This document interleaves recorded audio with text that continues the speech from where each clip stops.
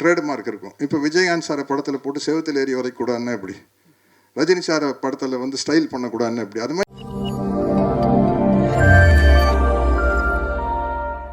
பிறகு ரஜினி சத்யராஜ் திரையில் ஒரு தீப்பந்தம் நிச்சயம். எப்போதும் சமூக பிரச்சனைகளில் எல்லாம் முதல் ஆள் முதல் குரல் இவருடையது. என்னம்மா கண்ணு, உங்கள் குரலில் மட்டும் என்னமோ ஒன்று. வாங்க சத்யராஜ் சார்.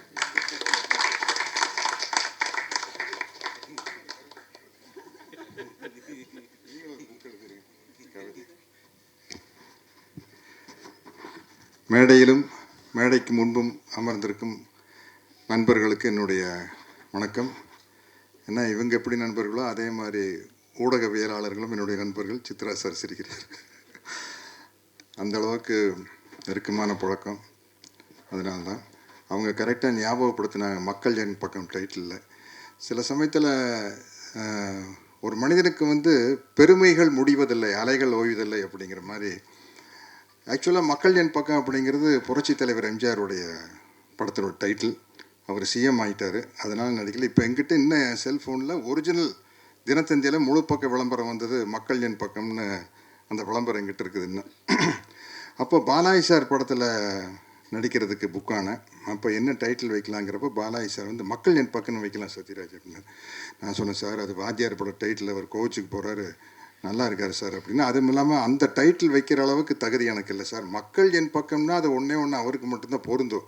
இல்லை அண்ணங்கிட்ட நான் போய் வாங்கிட்டு வந்துடுறேன் டைட்டில். நான் ஜனவரி மாதம் 1ஆம் தேதி ஒவ்வொரு வருஷம் போய் அவர்கிட்ட ஆசீர்வாதம் வாங்கி 100 ரூபா வாங்கிட்டு வருவேன். நான் போய் கேட்டால் கொடுத்துருவார் அப்படின்னு போய் கேட்டிருக்காரு. அப்போ உண்மையிலேயே புரட்சி தலைவருக்கு எனக்கு எந்த பழக்கம் கிடையாது. அதுக்கப்புறம் தான் அவர் கூட பழக்க ஆரம்பிக்கிறேன். யார் ஹீரோன்னு கேட்டார். சத்யராஜ்னு வச்சுக்கங்களேன் அப்படின்ட்டாரு. அப்படி வந்து அவருடைய டைட்டிலில் நடிக்கிற வாய்ப்பு கிடச்சி லூட்டின்னு ஒரு படத்தில் கம்ப்யூட்டர் கிராஃபிக்ஸ் மூலமாக நானும் தலைவரும் மீட் பண்ணுற மாதிரி ஒரு சீன் வரும் லூட்டியில். நம்ம துரைசார் படம். அதில் வந்து ஒரிஜினல் படத்தில் வேறு வசனம், இதில் வேறு வசனம் பேசணும் வாத்தியாருக்கு. மயில்சாமி தலைமையில் பல மிமிக்ரி ஆர்டிஸ்ட் வந்து பேசி பாட்டு ஒன்றும் சரிப்பட்டு வரல ஏவிஎம் கார்டன் தேட்டரில். மயில்சாமி சொன்னாப்பில் கரெக்டாக சத்யராஜனை கூப்பிடுங்க, அவர் தான் கரெக்டாக பேசுவார் தலைவருக்கு அப்படின்னு சொல்லி போய் அந்த சீனில் எனக்கு நானே பேசிட்டு புரட்சி தலைவருக்கு நானே டப்பிங் பேசிட்டேன். அவருக்கு டப்பிங் பேசின ஒரே ஆள் நானாக தான் இருக்குது. ஏன்னா குண்டடிப்பட்டதுக்கப்புறம் கூட அவர் சொந்த குரல் தான் பேசினார். நிறைய வித்தியாசம் இருக்குது. காவல்காரனில் பார்த்தீங்கன்னா பாதி படம், முக்கால்வாசி படம் வந்து ஒரிஜினல் வாய்ஸில் இருக்கும், ஒரு 2-3 சீன் தான் வேறு மாதிரி வாய்ஸில் வரும். டப்பிங் பேசினேன். அதே மாதிரி இன்னொரு பெருமை எனக்கு கிடச்சிது. நடிகர் திலகம் சிவாஜி அவர்கள் நடிக்காத கேரக்டரே இல்லை. ஒரு போலீஸ் டிபார்ட்மெண்ட்னாலும் கூட கான்ஸ்டபிள், சப் இன்ஸ்பெக்டர், இன்ஸ்பெக்டர், ஐஜின்னு எல்லா கேரக்டர்லையும் நடிச்சிருப்பார். ஒரு சட்டம் சம்மந்தப்பட்ட படம்னா ஜூனியர் வைக்கல், சீனியர் வைக்கல், ஜட்ஜு வரைக்கும் நடிச்சிருப்பார். அவர் ஆசைப்பட்டு நடிக்க முடியாத ஒரே கேரக்டர் தந்தை பெரியார் கேரக்டர் தான். அதில் நடிக்கிற ஒரு வாய்ப்பும் எனக்கு கிடச்சிருச்சு. இன்றைக்கி என்னுடைய ஆறுயிர் நண்பன் விஜயகாந்த் நடிக்க வேண்டிய ஒரு கேரக்டரில் நான் நடிக்கிறதுக்கான வாய்ப்பை கொடுத்த தனஞ்சயன் சாருக்கும் விஜய் மில்டன் அவர்களுக்கும் என்னுடைய டைரக்டருக்கு என்னுடைய மனமார்ந்த நன்றி தெரிவிச்சுக்கிறேன். ஏன்னா அவ்வளவு நட்பு. விஜயகாந்த் சாரை பற்றி நான் பேசுனா அன்பு நண்பன் விஜயின் தான் விஜயின் தான் கூப்பிடுவேன். எங்களுக்குள்ளே நடந்த காமெடிகள் தான் அதிகம். அது பேசினப்போ இந்த மாதிரி ஒரு புக்கே எழுதலாம். நீங்கள் அவர் திரையில் வீரமாக பார்த்துருக்கோம், ஒரு புரட்சி கலைஞர். அதை தாண்டி எங்களுக்குள்ளே நடந்த காமெடிகள் வந்து அளவிட முடியாத காமெடி. அதை மட்டுமே ஒரு புக்காக எழுதணும்னு ஆசைப்படுறேன். இந்த படத்தை பொறுத்த வரைக்கும் தனஞ்சயன் சார் என்ன, அந்த குழந்தையே நீங்கள் தான் சார். அவர்கிட்ட பாருங்கள், அவர் முகத்தில் பாருங்கள், அந்த குழந்தையே நீங்கள் தான் சாருங்கிற ஒரு முகம் வச்சுருப்பார். நம்ம சக்தி சிதம்பரம் வந்து டைரக்டர் சக்தி சிதம்பரம் சொல்லுவார், இந்த அப்பாவியாக மூஞ்சி வச்சுட்டு அதுக்கு பேர் முரளி ஃபேஸ் அப்படிம்பார். நம்ம இதயம் முரளி இருக்கார்ல சார், இந்த முரளி ஃபேஸை வச்சு ஏமாத்தாதீங்க சார். அந்த மாதிரி தனஞ்சயன் சார் வந்து அந்த குழந்தைய நீங்கள் தாங்க சார் மாதிரி ஒரு முகம். அவர் கேட்டார்னா கண்டிப்பாக ஒத்துக்கிட்டு தானோ. விஜய் மில்டன் டைரக்டர் அப்படின்னே வந்து நான் கோலி சோடா படம் பார்த்துருக்குறேன். உடனே சரின்னு சொல்லிட்டேன். எனக்கு உண்மையிலேயே இது அவர் கேப்டன் நடிக்க வேண்டிய கேரக்டர் தான் நான் நடிக்கிறேன்னு எனக்கு தெரியாது. ஒன்றும் கதையே கேட்கல, விஜய் மில்டன் ஒன்று ஓகேன்னு சொல்லிட்டேன். அப்புறம் எனக்கு வந்து தம்பி விஜய் ஆண்டனிக்கிட்ட ஒரு ரொம்ப கம்ஃபர்டபுள் ஸ்பேஸ். அவர் கூட நடிக்கிற 3வது படம் இது. சினிமாவை தாண்டி நிறையா விஷயங்கள் விவாதிப்போம். வாத்தியார் பாட்டு மாதிரி உன்னை அறிந்தால் நீ உன்னை அறிந்தால் உலகத்தில் போராடலாம், உயர்ந்தாலும் தாழ்ந்தாலும் தலை வணங்காமல் நீ வாழலாம்ங்கிறதுக்கு சிறந்த உதாரணம் வந்து விஜய் ஆண்டனி அவர் தான். அவருடைய ப்ளஸ் பாயிண்ட் என்ன மைனஸ் பாயிண்ட் என்ன கிளியராக தெரியும். அதுதான் அவருடைய ஏன்னா லைஃப்பில் வந்து அது ரொம்ப முக்கியமான விஷயம். இன்றைக்கி நான் இந்த ட்ரைலரு டீசர் இதெல்லாம் பார்த்ததுக்கப்புறம் உண்மையிலேயே மிரட்டிட்டார் sir. Music director sir, super sir, பிரம்மாண்டம். அதே மாதிரி ஃபோட்டோகிராஃபி என்ன, எனக்கு விக்குக்காகவே தனியாக ரூம் போட்டு யோசிக்கிறாங்கன்னு நினைக்கிறேன். நல்ல வேளை எனக்கு தலை இப்படி இருந்தது, சௌரியமாக போச்சு. முடியோடு பிறந்ததுன்னு வச்சுங்களேன், இவ்வளோ வெரைட்டியான கெட்டப் கிடச்சிருக்காது, கட்டப்பாகவே கிடச்சிருக்காது. என்ன கண்டினியூட்டி இருந்திருக்கும். சார் மொட்டை அடிக்கணும் அப்படின்னா, சார் 10 படம் கண்டினியூட்டி சார், அதெல்லாம் மொட்டையில் அடிக்க முடியாது சார்னு சொல்லி அந்த கேரக்டரே கிடைக்காம போயிருக்கும். அது இல்லாமல் இருந்ததுன்னா நல்லதாக போச்சு. சில விஷயம் சில மைனஸ் தான் ப்ளஸ்ஸாக இருக்கும்.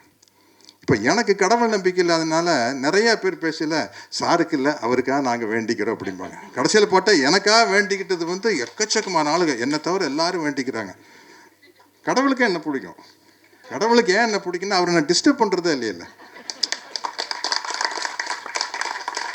அப்ளிகேஷனாக போடுறது, ஏன் படம் ஓடணும். அந்த ஆள் என்ன செய்வார்? 2 பேர் எலெக்ஷன் நிற்கிறாங்க, 2 பேர் போய் தேங்காய் பழத்தோடு போய் சாமி நான் தான் ஜெயிக்கணும் அப்படின்னு அந்த ஆள் கன்ஃபியூஸ் ஆகிடுவார். யாரோ ஒருத்தர் தாங்க ஜெயிக்க முடியும், அதுதாங்க இயல்பு. ப்ரேயிங் இஸ் நத்திங் பட் டிக்டாக்டிங் காடு. கடவுள்கிட்ட நீங்கள் கட்டளை இடுறீங்க, எப்படியாச்சும் என் படம் ஓடணும் அப்படின்னா வேண்டுதல். எப்படியாச்சும் என் படம் ஓடணும், 2 ஒன்று தானே, டயலாக் ஒன்று தான். எப்படியாச்சும் என் படம் ஓடணும் அப்படிங்கிறது தான், பாடி லாங்குவேஜ் தான் வேறு. அப்போ கடவுளுக்கு வந்து என்ன கோபம் வரும்னா, டே நீ யார என்னை கரெக்ட் பண்ணுறதுக்கு, எனக்கு தெரியாதா உனக்கு என்ன கொடுக்கணும், உனக்கு என்ன நடக்குன்ட்டு. அவன் பாரியா சத்யராஜ் பாருங்க, அவன் பாட்டுக்கு போயிட்டே இருக்கான். ஏதாச்சும் நம்மளை டிஸ்டர்ப் பண்ணுறானா,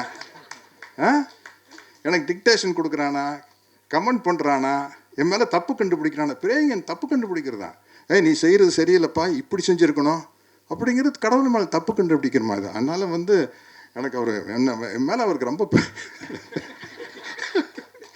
தெரியும். இந்த எல்லா படத்தையும் புகழ்கிற மாதிரி இந்த படத்தை புகழ்கிறேன்னு நினச்சிக்காதீங்க. உண்மையிலேயே உங்களுக்கே தெரியும், இந்த படத்தினுடைய டீசர் தான் ட்ரெய்லர், எனக்கு அதெல்லாமே தெரியறது இல்லைங்க. என்னமோ காலையில் கிளம்பி போய் டோப்பை தூக்கி தலையில் வச்சு நடிக்க போயிடுது, ஒன்றுமே தெரியறதில்ல. இந்த சஜஷன்னு சொல்லிட்டு இருப்பாங்க, அது ஒரு காலத்தில் ஆபாவனன் அரவிந்த் ராஜெல்லாம் வந்தோன்னு இன்ஸ்டியூட் பசங்கள்லாம் வந்ததுக்கப்புறம் அப்போ பசங்க ஓவர் த ஷோல்டர் ஷாட் இல்லை ஓஎஸ்எஸ்ன்னு தாய்நாடு நடிக்கல ஓஎஸ்எஸ்னாங்க. யாருக்கிட்ட போய் கேட்குன்னு பக்கத்து ஃப்ளோரில் ஏவிஎம்மில் விஜயகாந்த் இருந்தார். போய் விஜய் நீங்கள் தான் ஏற்கனவே இங்கே நடிச்சிருக்கீங்களா, அது என்ன ஓஎஸ்எஸ்ன்னு. எனக்கு அப்படித்தாங்க சத்யராஜ், முதல்ல பெரிய கன்ஃபியூஸுங்க, அது ஒன்றும் இல்லைங்க சஜஷன் ஷாட்டு சத்யராஜ், அதை போய் இவங்க பெரிய பிரச்சனையாக்கிட்டாங்க.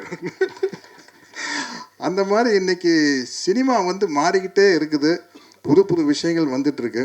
நான் இன்னும் சினிமாவில் ட்ராவல் ஆகிறதுக்கு காரணம் வந்து மழை பிடிக்காத மனிதன் மாதிரி நான் வந்து ஃபிக்ஸேஷன் பிடிக்காத ஒரு மனிதன். இந்த நேரத்துக்கு எதுவும் அதுதான், இப்படியும் கூட சொல்ல, லட்சியம் பிடிக்காத மனிதன். என்ன இப்படி போகிறது, அந்த பக்கம் கதவு இருந்தால் அப்படி போகிறது, அங்கே செவர் இருந்ததுன்னா லெஃப்ட்டில் கட் பண்ணி பார்க்குது, அங்கே ஒரு கதவு இருக்குப்பா, அப்படி நமக்கு எப்படியோ வெளியில் போகணும், அதுதான் முக்கியம். அதனால் எப்படியோ வாழ்ந்தாகணும் அப்படிங்கிறதா. கொஞ்ச நாளைக்கு பிடிவாதமாக இருந்த வில்லனா நடிக்கூடான்ட்டு இப்போ பார்த்தா பகத் ஃபாசில் ஒரு பக்கம், எஸ்ஜே சூர்யா ஒரு பக்கம் அடிச்சு பின்னுறாங்க. வில்லனா நடிச்சோம்னா தான் நம்ம நல்ல நடிகர்னு பேர் வரும் போல் இருக்குது. இல்லை அதில் தான் ஆக்டிங் ஸ்கோப் அதிகம், பட் அதுக்கு தகுந்த மாதிரி ஒரு வில்லன் கேரக்டர் வேணும். எனக்கு என்ன பிரச்சனைனா, ஒவ்வொருத்தருக்கும் ஒரு ட்ரேடு மார்க் இருக்கும். இப்போ விஜயகாந்த் சாரை படத்தில் போட்டு செவத்தில் ஏறி வரைக்கூடாதுன்னா எப்படி, ரஜினி சாரை படத்தில் வந்து ஸ்டைல் பண்ணக்கூடாதுன்னு எப்படி, அது மாதிரி சத்யராஜ்னா நக்கல் நையாண்டி லொல்லு இருக்கணும். இது வில்லனா நடிக்கையில் இது இருக்கணும்னா 2 பேர்த்துக்கிட்ட இருந்து லைசன்ஸ் வேணும். ஒன்று டைரக்டர்கிட்ட இருந்து வேணும், இன்னொன்று ஹீரோக்கிட்ட இருந்து வேணும். ஹீரோ முகம் சுடிச்சா டைரக்டருக்கு பெரிய கன்ஃபியூஷன் ஆயிரும். அதனால தான் வில்லனா நடிக்கிறது பெரிய கஷ்டமாக இருக்குது. இந்த பவர்ஃபுல்லாக இருந்தால் நடிக்கலாம் இது மாதிரி, அதில் ஒன்றும் சிக்கல் இல்லை. இப்போவும் நடிக்கிறேன். அது மாதிரி வந்து எனக்கு பலவிதமான கேரக்டர் வந்து ஏற்கனவே கொடுத்த டைரக்டர்களுக்கு தான் நான் நன்றி சொல்கிறேன். பி வாஸ் சாருக்கு, மணிவண்ணன் சாருக்கு, பாரதி ராஜா சாருக்கு. ஏன்னா இப்போ நான் ஒரு ஹிந்தி படம் இன்றைக்கி 7ஆம் தேதி வந்து வெப்பன் ஒரு படம் வருது, அதில் வந்து ரொம்ப டஃப் கேரக்டரு. அதே ஜூன் 7 முஞ்சியா அப்படின்னு ஒரு ஹிந்தி படம், அதில் ஃபுல் காமெடி, கிட்டத்தட்ட தம்பி வடிவேலு பண்ணுற காமெடி கேரக்டர். நான் அவங்ககிட்ட கேட்டேன், ஏங்க சவுத் இந்தியாவில் தான் சத்யராஜ் தெரியும், உங்களுக்கெல்லாம் வெறும் கட்டப்பாவத்தான் தெரியும், இதெல்லாம் இங்கிலீஷில் பேசுகிறேன், அதை நீங்கள் டிரான்ஸ்லேட் பண்ணீங்க, உங்களுக்கு கட்டப்பாவத்தானே தெரியும், நீங்கள் எப்படி எனக்கு வந்து அதாவது காமெடியனாக இருந்து டஃப் ஆகிறது இல்லை, ஃபுல்லாகவே காமெடி. வடிவேலுக்கு பதிலாக நான் நடித்தேன் எப்படி இருக்கேன் அந்த மாதிரி. எப்படிங்க அப்படின்னா, அவங்க எப்போ எடுத்து என்னுடைய படத்தில் பாட்டு சார் அதில் பயங்கரமாக காமெடி ஒர்க் அவுட் ஆயிருந்தது சார், அதனால தான் அப்படின்னு சொல்லிட்டு பாருங்கள், ஜூன் 7 வருது விஜய் ஆண்டனி சார், ஃபுல்லாகவே காமெடி. ஆமாம், அப்படி பலவிதமாக இல்லை அள்ளி தெளித்த பி வாஸ் அவர்களுக்கும், மணிவண்ணன் அவர்களுக்கும், பாரதி ராஜா அவர்களுக்கும், ஃபாசில் அவர்களுக்கும், ஜோஷி போன்ற இயக்குநர்களுக்கும், குருதனபாலுக்கும், எஸ்வி முத்துராம சாருக்கும் நான் நன்றி சொல்லிக்கிறேன். ராஜேஷாயர் சார் தகடு காக்கி சட்டையெல்லாம் அவர் தான் சொன்னார். இப்படி பல சத்யராஜை காட்டி வச்சனால்தான் இன்றைக்கி விஜய மில்டன் சார் மாதிரி ஆளுகள்லாம் எங்கிட்ட, புது இயக்குநர்கள்லாம் எங்கிட்ட வர்றாங்க.